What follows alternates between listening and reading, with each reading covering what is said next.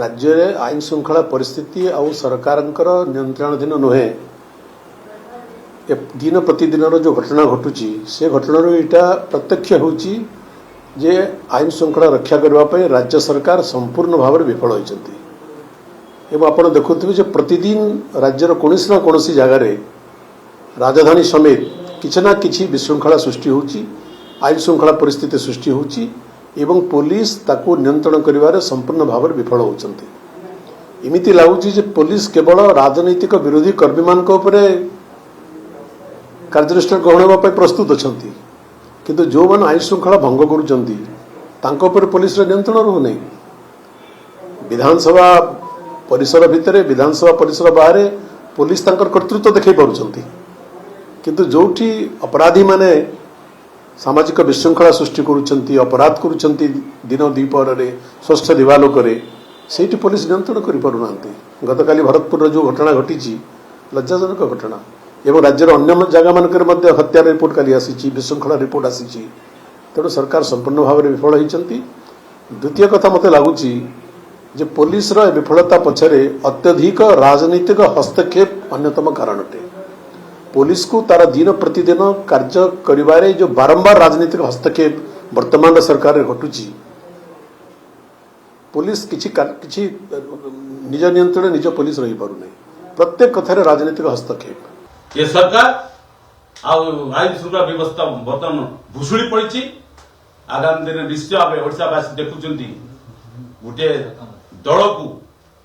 जो दल सरकार आसी राजनीतिक दल लोक माने शांति श्रृंखला भाव में प्रदर्शन करेंगे से आंदोलन करेंगे किंतु जो दमन लीला कर पुलिस द्वारा ये सरकार को सूचाई देवाई चाहूँ आगामी दिन मान जोड़ी ये भाव में आईन श्रृंखला जदि बारंबार आप जानते गतकाली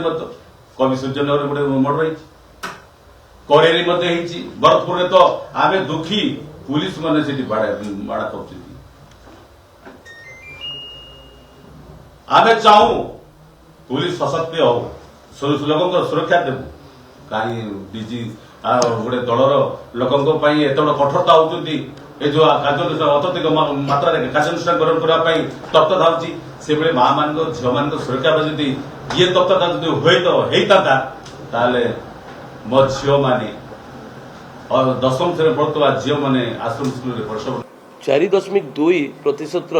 अपराध हार कमी यही समय को जब आम हिसाब करवा गला वर्ष तेणु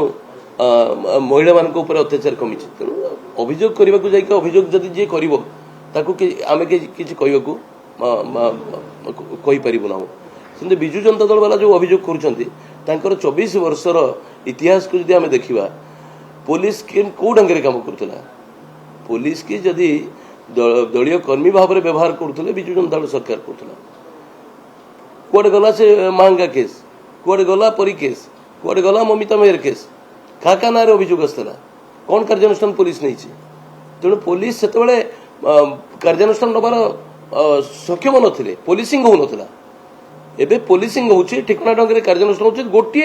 अभियोग मते कहतु जो अभियोग आसी तार दोषी धरा पड़ी नहीं हाँ टिके दिने 2 दिन 5 दिन डेरी होती किंतु परी ममिता मेहर एवं महंगा केस पड़ी जहाँ ना अभियोग आसूची से बेबिना माधवीलता जो जो मान ना अभियोग आसला से मुख्य अभियोग किए अभियुक्त तो कौ मान ना अभियोग आसला आप जानते जड़े किए बंधाई जड़े किए पुलिस तदंतर सामना मत कहतु तेणु से पुलिसिंग हो नाला एवं ठिकना ढंग पुलिसिंग हो राज्य में आईन श्रृंखला कथा को गुरुत्वर सहित आम सरकार नहीं कार्यानुष्ठान से ढंग कर दोषी दंड पाऊँ।